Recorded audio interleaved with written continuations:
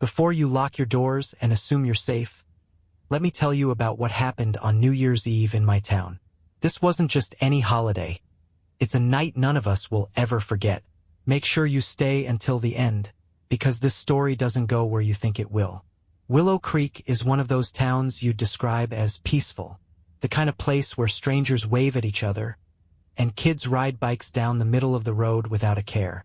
On New Year's Eve, the whole town comes alive. Most years, everyone gathers at the community center for a big countdown. But that year, I decided to stay home. My parents went to the party, leaving me to enjoy some peace and quiet with a pile of snacks and the TV. It seemed like a perfect night, until I saw him. The first time I noticed the man in the Santa suit was around 8 p.m. I was sitting on the couch, scrolling through my phone, when I happened to glance out the window. At first, I thought he was part of the holiday fun. Maybe someone hired to surprise the kids or hand out candy. But something about him made me pause. His red suit was filthy, his beard lopsided and thin. He walked slowly down the street, his boots dragging through the snow. He didn't stop to wave or greet anyone. He just kept moving, his head tilted slightly forward like he was lost in thought. By the time he passed my house, my curiosity had turned into unease. Who walks around dressed like that in the middle of the night? I muttered to myself. I didn't think much of it until later. The knock at the door came around 10:30 p.m. It was soft at first, just a light tap, like someone didn't want to disturb me too much. I almost ignored it, assuming it was a neighbor needing something. But then it came again, louder this time. I froze. It wasn't that I was scared, at least not yet, but something about the knock felt off. Slowly, I got up and walked to the door. I peered through the peephole, and my stomach dropped. The man in the Santa suit was standing on my porch. He didn't move, didn't say anything. His head was tilted slightly, and even through the frosted glass of the peephole, I could feel his eyes staring right at me. I didn't open the door. Something deep inside told me not to. "Can I help you?" I called through the door, my voice shaky. He didn't respond. After what felt like an eternity, he turned and walked away, disappearing into the snow-covered street. I exhaled, my hands still gripping the doorknob. But then I noticed something. A single, muddy boot print on the welcome mat. And taped to the door was a note. The note was small, typed in uneven letters that looked like they'd been run through an old printer. Asterisk, it's time to celebrate. Will you join me? Asterisk. I slammed the door shut and locked it, my heart racing. I tried to convince myself it was some kind of prank. Maybe a neighbor with a dark sense of humor. But the way he stood there, the way he stared, it didn't feel like a joke. The next morning, I couldn't stop thinking about him. When my parents got home, I told them what happened. "It's probably just someone messing around," my dad said with a shrug.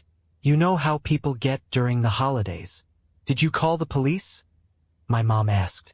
"No," I admitted. It didn't seem like, he didn't do anything.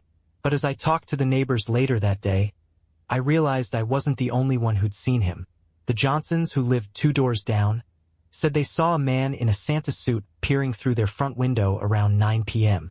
"We thought he was one of those carolers," Mr. Johnson said. "But he didn't sing or anything. He just stood there." They found a note on their porch too. There's read, asterisk, "Have you been naughty or nice?" Asterisk. The Bakers, who lived at the end of the street, said their dog started barking like crazy just before midnight. When they looked outside, they saw Santa standing in their backyard, staring up at their window. "He didn't knock or anything," Mrs. Baker said, her voice shaking. "He just stood there." And then there was Mrs. Delaney. She was the oldest resident on our street, a sweet old woman who lived alone. She said she saw Santa standing outside her tool shed just after midnight. "I didn't know what to do," she told me. "He wasn't moving, just watching. I was too scared to go outside." When she finally called the police, they found nothing but footprints leading back to the main road. By the end of the day, everyone in the neighborhood was talking about the mysterious Santa. Some people laughed it off, calling it a holiday prank. Others were uneasy, whispering about how strange it all felt. But then Mrs. Delaney's house went dark. and she stopped answering her phone. What would you do if someone dressed as Santa knocked on your door late at night? Would you open it, or would you stay silent like I did? The last time anyone saw Mrs. Delaney was just after midnight. Her lights went out, her phone went unanswered, and her house, usually warm and inviting, seemed to grow darker with every passing hour. By morning, word had spread. People in Willow Creek didn't disappear, not in our town. A couple of neighbors knocked on her door around noon, but no one answered. Her car was still in the driveway, and the snow on her porch was undisturbed. "She's probably just resting," Mr. Johnson said, trying to reassure everyone. "You know how the cold gets to her." But something told me it wasn't that simple.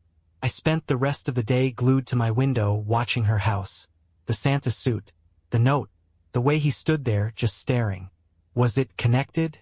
Or was I losing it? Around 5 p.m., I decided I couldn't take it anymore. I put on my coat and headed down the street to her house. The air was cold and sharp, the sky a dull gray as the sun sank behind the hills. The closer I got to her house, the quieter the world seemed. Even the sound of my boots crunching through the snow felt muffled. When I reached her porch, I hesitated. There was no note this time, no boot prints on the mat. But something about the door looked wrong. It was slightly ajar. "Mrs. Delaney?" I called out, my voice trembling. No response. I pushed the door open, the hinges creaking loudly. Inside, the house was dark and cold, the air stale like it hadn't been touched in days. "Mrs. Delaney?" I called again, stepping inside. The living room was exactly how I remembered it. Neat, cozy, with a row of family photos lining the mantel. But something was off. The TV was on, showing static. And on the coffee table was an empty mug, the tea inside long since dried up. I stepped further into the house, my heart pounding. "Mrs. Delaney?" I called a third time, my voice barely above a whisper. Then I saw it. The door to the basement was open, a faint light spilling up the stairs. Every instinct told me to turn around and leave. But something, curiosity, guilt, fear, pulled me forward. I walked to the top of the stairs, peering down into the basement. "Mrs. Delaney?" I said again, my voice echoing softly. The basement was cluttered, filled with old boxes and furniture. But what caught my attention was the faint sound of something scraping against the concrete floor. I took one step down, then another. As I reached the bottom, the scraping sound stopped. The light was coming from a single bulb hanging in the center of the room, casting long shadows across the walls. And then I saw it. A red glove. It was lying on the floor, partially hidden under an old blanket. Next to it was a piece of paper, crumpled and stained. I picked it up, my hands shaking as I smoothed it out. Written in the same uneven, smudged letters was a single line. "You're next." I bolted up the stairs, slamming the basement door shut behind me. When I stepped outside, I felt like the air had been sucked from my lungs. Across the street, someone was standing in the shadows between two houses. It was him, Santa. He didn't move, didn't make a sound. He just stood there, watching me. I turned and ran back to my house, locking the door and pulling the blinds shut. The rest of the night passed in a blur. I didn't call the police. They hadn't found anything last time, and I doubted they'd believe me now. Instead, I sat in my room, clutching the note and staring at the window, waiting for him to appear. But he didn't. The next morning, I found out Mrs. Delaney was fine. She'd been staying with her sister in the next town over, completely unaware of the panic her absence had caused. For a moment, I felt a wave of relief. Maybe I was overthinking everything. But when I told her about the glove and the note, her face went pale. "I never go in the basement," she said quietly. "Haven't been down there in years." The police searched her house later that day, but they didn't find anything. No glove, no note, no sign of anyone having been there. "You're sure you saw him?" the officer asked, his tone skeptical. "Yes," I said firmly. "He was there." The officer exchanged a glance with his partner, then handed me a card. "Let us know if you see anything else," he said. As they left, I couldn't help but feel like they were dismissing me. chalking it up to teenage paranoia. But I knew what I saw. That night, I stayed up late, my eyes glued to the window. I didn't want to admit it, but part of me was waiting for him to come back. And just before midnight, he did. This time, he was standing at the end of the driveway, his red suit glowing faintly in the moonlight. He raised a hand, giving a slow, deliberate wave. And then, just as silently as he'd appeared, he turned and walked away. The next morning, I was running on adrenaline and almost no sleep. Every time I closed my eyes, I saw him, Santa, standing at the end of the driveway, waving like he knew something I didn't. When I told Jake, my best friend, about it, he laughed. A guy dressed as Santa? On New Year's Eve? Maybe he's just some crazy old dude trying to mess with people. This isn't normal, I snapped. He left notes, Jake. I saw him in Mrs. Delaney's basement. You think he's dangerous? I know he is, I said. Jake raised an eyebrow. Then we need to find out who he is. Jake always had a thing for investigating. When we were kids, he'd convinced himself our neighbor was a fugitive and spent weeks digging through his trash for evidence. This time, though, I wasn't as eager to join in.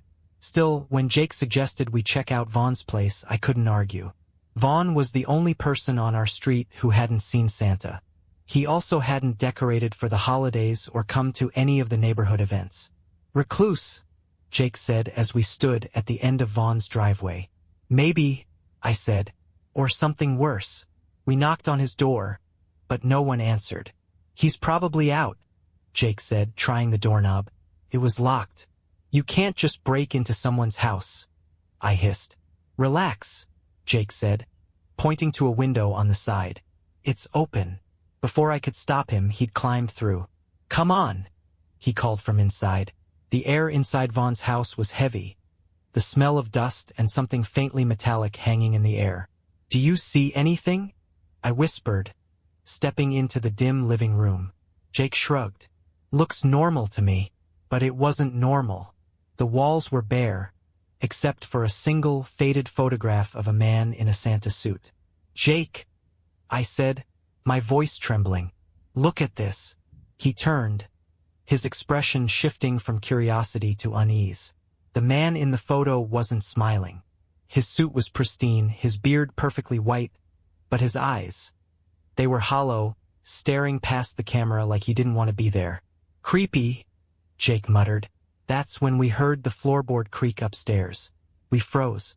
Jake mouthed the word run, but my feet wouldn't move. Another creak, louder this time, followed by the faint sound of something dragging.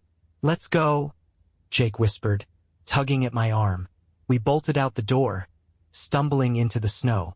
My heart was pounding, my breath visible in the cold air. Someone's up there, I said, gasping. Jake nodded, his face pale. We need to call the cops. When the police arrived, they searched Vaughn's house but didn't find anything. No signs of forced entry, one of the officers said. Place is clean. You sure you saw someone? We heard them, Jake insisted. The officer sighed, clearly unconvinced. Look, he said. We'll file a report, but unless there's more evidence, there's not much we can do. That night, I locked every door and window in my house. I sat in the living room with the lights on, staring at the front door, waiting for him to come back. And just before midnight, he did. This time, he was closer. He stood at the edge of the yard, just beyond the light from the porch. His red suit looked darker now, the stains more pronounced. He raised a hand, giving that same slow wave. What do you want? I shouted, my voice cracking. He didn't respond. The longer I stared, the more I noticed something wrong with the way he moved. His shoulders were hunched, his head tilted at an unnatural angle, like he was struggling to stay upright. When I took a step closer, he turned and walked away, disappearing into the shadows. The next day, Jake called with news. You're not going to believe this, he said. I looked up Vaughn, and he doesn't exist. What do you mean? His house has been empty for years, Jake said. No one named Vaughn has lived there since the 80s. It's been on the market forever, but no one's bought it. My stomach turned. Then who's living there now? Jake's voice lowered. That's the thing. Whoever's been there, they've been keeping quiet. No electricity, no internet, no records of anything. I hung up and stared at my reflection in the window. If Vaughn's house was abandoned, then who or what was inside? That evening, another note appeared on my door. This one was different. The letters were Messier, almost frantic. Do you hear them? They're coming for you. I ripped it off the door and ran inside, my heart pounding. For the first time, I felt truly unsafe in my own home. And then, somewhere in the distance, I heard it. A faint, rhythmic jingling sound, like sleigh bells ringing in the cold night air. The sound of the bells haunted me. I stayed by the window for hours, peering out into the snowy street, trying to convince myself I hadn't heard them. But the sound wasn't just in my head. They were faint at first, barely audible over the wind. But then they grew louder, sharper, like someone was walking slowly down the street, the bells swaying with each step. I gripped the curtain, my breath shallow, and then I saw him. Santa was back. He was standing under the streetlight across the road, his face hidden in the shadows of his hat. The light flickered, casting eerie patterns across the snow. He wasn't waving this time. He was just standing there, completely still. My phone buzzed in my pocket, breaking my trance. It was Jake. Get over here, I whispered, my voice shaking. What's wrong? He's outside, I said. The guy, Santa, he's here. Jake didn't hesitate. I'm coming. Stay inside. I hung up and locked the front door, checking all the windows to make sure they were secure. When I glanced back outside, the streetlight was empty. Santa was gone. By the time Jake arrived, I was pacing the living room, every sound making me jump. What happened? He asked, stepping inside and locking the door behind him. I told him about the bells, about seeing Santa under the streetlight, about the way he disappeared. Jake listened, his expression growing more serious with every word. We need to figure out who this guy is, he said. We decided to start with the notes. I grabbed them from my desk, spreading them out on the kitchen table. There were 3 in total. It's time to celebrate. Will you join me? You're next. Do you hear them? They're coming for you. Jake studied them closely, his brow furrowed. They're all typed, he said. No handwriting, no fingerprints. Yeah, and they feel personal, he said, tapping the second note. He's targeting you, not the neighbors. Why? I didn't have an answer. I don't know, I said finally. Maybe it's random. Or maybe it's not, Jake said, his voice low. We sat in silence for a moment, the weight of his words settling over us. Finally, Jake stood up. Let's go. Go where? To Vaughn's house, he said. I hesitated. Are you serious? Look, he said, grabbing his coat. This guy keeps showing up. He's leaving you notes, stalking you. We need answers, and that house is the only lead we've got. I didn't want to go back to Vaughn's, but Jake was right. We grabbed flashlights and headed out into the cold night. The house looked even worse than before. The snow on the roof was heavy, the windows coated with frost. The only light came from the moon, casting long shadows across the yard. Jake led the way, pushing open the side window we'd used before. Come on, he said, climbing inside. I hesitated, glancing back at the street. It was empty, silent except for the wind. Then I followed him in. The air inside was colder than I remembered. Our breath fogged up in front of us as we stepped into the living room. The photo of the man in the Santa suit was still on the wall, its frame crooked. Jake moved toward the stairs. We need to check the second floor. The stairs creaked loudly under our weight. At the top, the hallway stretched out before us, lined with closed doors. Jake opened the first one. It was empty, just an old mattress and a broken chair. The second room was the same, bare, abandoned, untouched for years. But the third door was different. It was locked. Jake pulled at the handle, but it wouldn't budge. Help me, he said, nodding toward his shoulder. We slammed into the door together, and it burst open, the wood splintering. Inside was a small room, dimly lit by a single lamp on the floor. And in the center of the room was a chair. I froze. The chair was old, wooden, and tied to it were ropes, frayed and stained with something dark. On the floor next to the chair was a Santa hat, crumpled and filthy. And taped to the wall was another note. "You can't run forever." Jake picked up the hat, his face pale. "This guy's been here," he said. "Not just here," I whispered, pointing to the wall. Next to the note was a photo of my house. Jake turned to me, his eyes wide. "We need to leave. Now." We ran back down the stairs, our footsteps echoing through the empty house. When we reached the front door, we stopped. The Santa suit was hanging from the doorframe, swaying gently in the draft. Neither of us said a word as we slipped outside and ran back to my house. I locked the door behind us, my hands shaking. Jake turned to me, his face serious. "This isn't a prank," he said. "This guy knows who you are." That night I didn't sleep. I sat in the living room, staring at the window, waiting for the bells. They never came. But the next morning, another note was taped to my door. This one was shorter than the others, but the message was clear. "Midnight." The word midnight stared back at me from the note, simple but heavy with meaning. It wasn't a question or a warning. It was a promise. Jake and I sat in the kitchen, the note between us. "We need to call the cops again," Jake said, pacing. "And tell them what?" I snapped. "That Santa left me another note? They already think we're making this up." "Then what are you going to do?" Jake asked, stopping to look at me. I didn't have an answer. By the time the sun started to set, Jake decided to leave, but not before making me promise to lock every door and window. "You're not staying?" I asked, trying to keep the fear out of my voice. "I'll be back," he said. "I just need to grab a few things from my house. I'm not letting you spend the night alone." I watched him walk down the street until he disappeared into the cold evening fog. The hours crawled by after that. I tried to distract myself. TV, music, anything to drown out the silence. But my eyes kept drifting to the clock. 10 p.m., 11 p.m. Every minute that passed felt heavier, the anticipation like a weight pressing down on my chest. At 11:30, the first knock came. It was soft, almost polite. I froze, staring at the front door.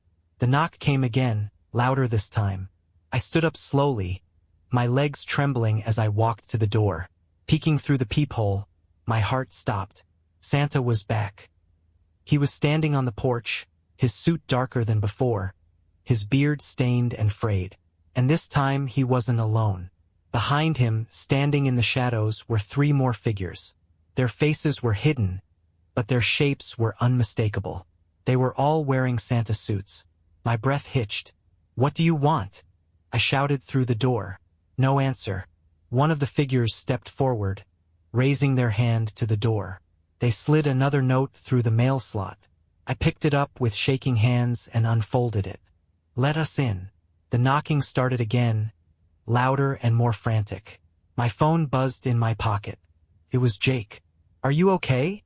he asked as soon as I answered. "He's here," I whispered. "He's not alone." Jake cursed under his breath. "Stay inside. I'm coming." The knocking stopped suddenly, replaced by an eerie silence. I peeked through the peephole again, but the porch was empty. "They're gone," I said into the phone, my voice barely audible. "Are you sure?" Jake asked. Before I could respond, I heard a loud crash from the back of the house. I spun around, my heart pounding. The back door. I grabbed a kitchen knife and crept toward the noise, my hands trembling. The door was open, swinging slightly in the wind.